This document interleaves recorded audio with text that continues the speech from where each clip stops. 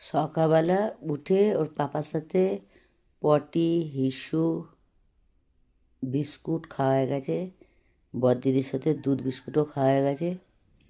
খেয়ে দেখো এসে আবার বিছনা নিয়েছে।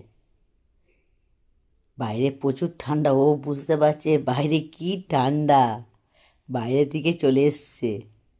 এখানে দেখো আজকে ওর পাপা সোয়েটার পরিয়ে দিয়েছে।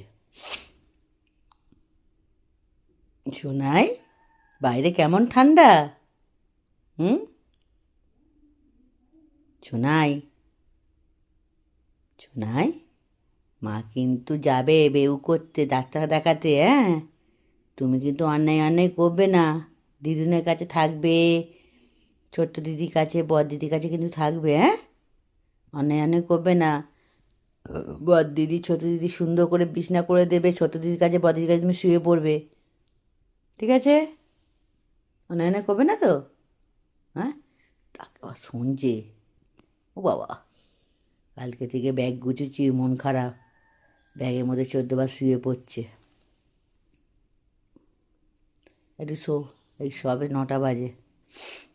ছোটো দিদি বড় দিদি অফিস বেরিয়ে গেছে, ছোটো দিদি কলেজে যাবে।